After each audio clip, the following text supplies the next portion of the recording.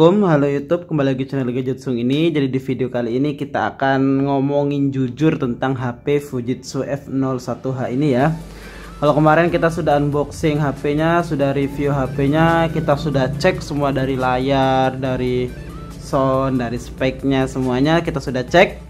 Nah sekarang kita akan ngomong jujur pengalaman saya menggunakan HP ini selama kurang lebih 3 harian ya. Jadi kalau yang belum lihat video unboxingnya bisa cek yang ada di link deskripsi atau cek video yang ada di atasnya. Oke, pertama kita akan bahas dari kekurangan dari HP ini ya, Fujitsu F01H yang saya beli dari Bukalapak seharga 300 ribuan.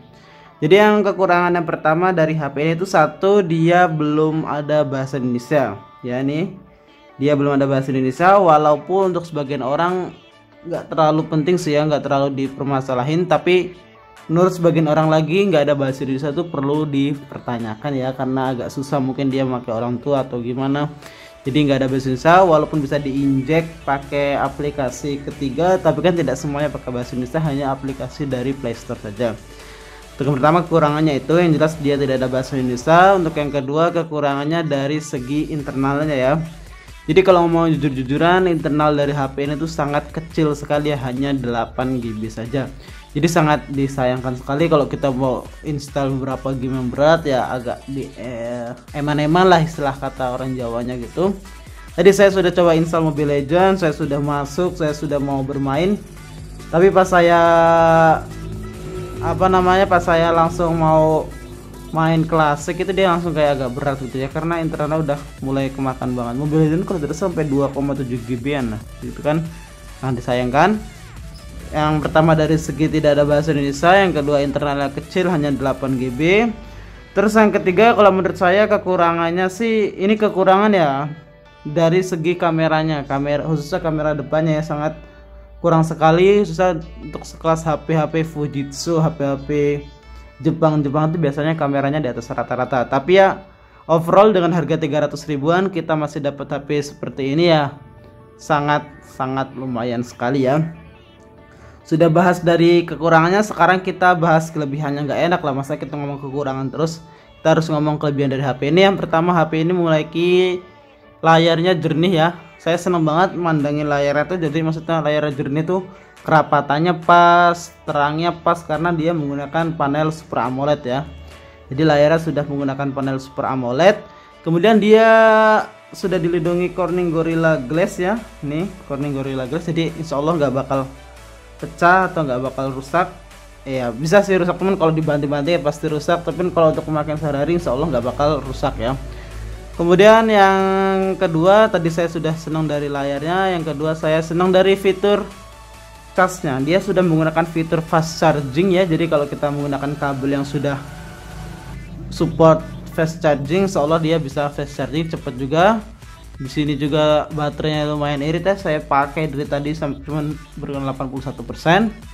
Kemudian selanjutnya kelebihannya menurut saya, kelebihannya fingerprintnya. Jadi HP ini tuh fingerprintnya unik ya, dia fingerprintnya bisa disentuh, dan juga jadi fingerprintnya sebagai tombol power bisa gitu loh. Jadi double, kalau seandainya tombol power ini rusak ya not bad, nggak apa-apa gitu, masih bisa digunakan, dan kecepatannya pun lumayan gitu kan. Kecepatannya di atas daripada HP-HP yang gimmick tuh. Nah itu ya. Jadi kelebihannya ya, kelebihan dan kekurangannya sama-sama 3. Tadi pertama kekurangannya tidak ada bahasa Indonesia, internal kecil, kemudian dari kameranya kurang, serta kelebihannya pertama dari layarnya sudah mantap sekali, yang kedua dari fingerprintnya, kemudian yang ketiga dari apa tadi? Oh, support fast charging ya. Jadi itu saja. Kalau untuk kelebihan dan kekurangan yang saya rasakan itu saja. Terus pertanyaannya, kalau seandainya HP ini tuh cocoknya buat siapa sih? HP ini tuh cocoknya buat anak-anak muda lah, istilahnya anak muda yang mungkin masih kuliah atau sekolah ke bawah lah. Jadi HP ini tuh sangat gampang ya, karena di samping dia menggunakan bahasa Inggris, prosesornya juga lebih adem ya, Snapdragon 410 yang kita kenal lebih adem daripada Snapdragon 800 sekian itu.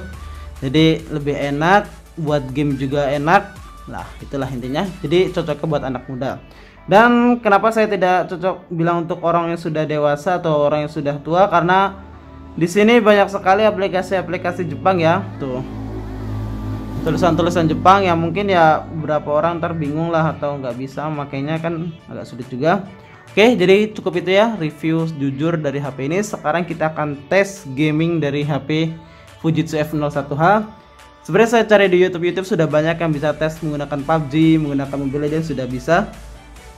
Cuman yang saya tanyakan sekarang ini kan game pasti akan lebih maju, akan lebih meningkatkan grafiknya, jadi dia tidak akan selamanya bisa dites dengan HP-HP RAM 2GB ya. Jadi saya sengaja tes dengan game-game yang ya sekelas di kelasnya lah, ntar kita akan tes selanjutnya. Pertama kita akan coba di Asphalt 8. Oke, let's go. Sekarang kita sudah dalam game Asphalt 8 ribuannya ini, jadi saya sengaja akan pasangkan di gamepad ini ya, biar lebih adem lah. Kita nyalakan gamepadnya. Oh, ini gamenya agak susah ya, harus digerak-gerakin gini. Kalau untuk tampilan awal sih kayaknya masih lancar saja, dia nggak ada lag, nggak ada kendala karena mungkin masih dingin ya prosesornya. Sini saya coba balap dulu. Ini lawannya masih bot ini. Oh loh. Nah, gamepad ini berfungsi sekali. Kita nitro lagi. Allah. Nah, jadi begitu ya kalau kita main Asphalt 8 sih, untuk gamenya masih bisa dilibas, dimainkan dengan mudah, tidak ada kendala. Kalau nge-lag sih enggak, karena memang dia menggunakan sensornya yang ini ya 410 cukup lah kalau kata saya buat ini, daripada kita menggunakan apa Spectrum tuh kayak kemarin tuh kan kurang banget ya. Tapi ini dia sudah bisa. Selanjutnya kita akan tes di game selanjutnya. Oke, let's go. Dan sekarang kita sudah dalam in-game Stickman-nya ini. Jadi kalau inget game Stickman ini, inget sekali dengan game-game zaman dulu ya, zaman susah lah istilahnya, zaman sebelum Android kayak sekarang itu. Kita blok dulu serangannya, kita mundur, jadi ikutin ya. Mengisi mana dulu boys? Wah, nggak dikasih isi mana nih. Kita langsung pakai ultimate ya. Wah, dia duluan, kita gantian. Loh, ini si lawannya OP sih ini sih.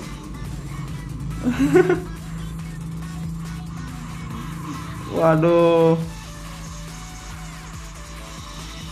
terbantai bung.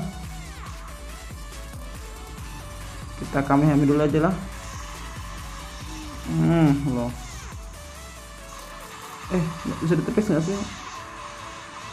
Saya belum bisa banget ya game ini.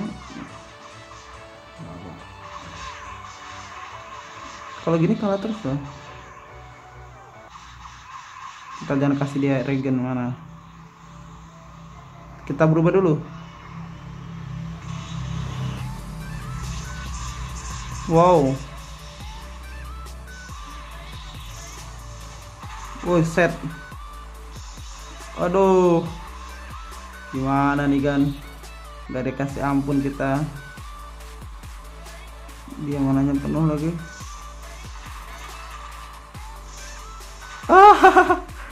Gamenya mantap sekali ya. Saya lupa kalau buat nge-review HP ini gimana. Jadi kalau untuk ini smooth ya tuh, nggak ada kendala, nggak ada apa, nggak ada masalah, masih enak dan lancar. Wah,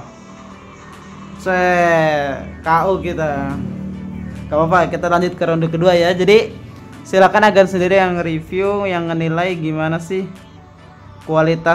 kualitasnya, maksudnya grafik gamenya gimana, terus ininya gimana. Oke, sekarang kita sudah dalam in game di Brawl Stars. Jadi langsung saja kita mulai gamenya ya.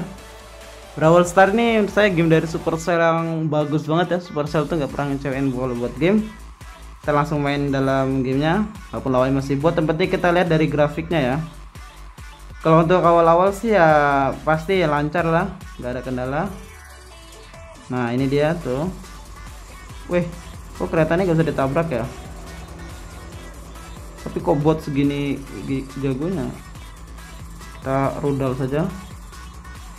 Nih, kan sendiri nilai ya untuk hasil gamenya ya smooth, lancar, walaupun ada sedikit beberapa delay nih. Menurut saya agak delay, agak ngeframe dikit nih ya. Tuh, ketika saya mau menembak tuh dia agak ngeframe. Tapi overall masih enak digunakan sih. Nah ini dia, kita ambil saja ininya. Door Brawl Star. Kita coba lagi, tembak lagi. Door. Oh nggak kena guys. Nah, untuk game Brawl Star saya kira mudah lah, nggak ada kendala, nggak ada masalah.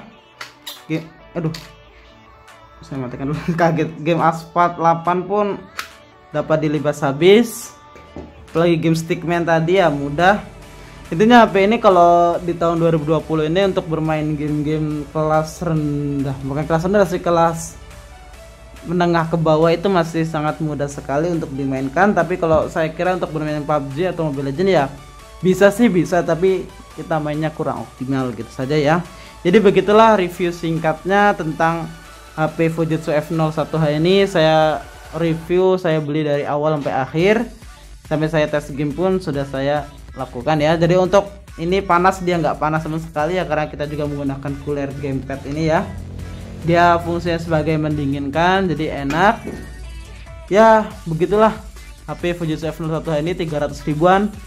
Jawabannya worth it atau nggak worth it? Jawabannya worth it untuk HP kedua, bukan untuk dijadikan HP pertama ya. Sekali lagi, ini worth it untuk HP kedua karena ya ada mempertimbangkan beberapa hal-hal yang tadi saya sebutkan dari kekurangannya itu ya. Oke, cukup sekian review singkatnya dan terima kasih. Mantap.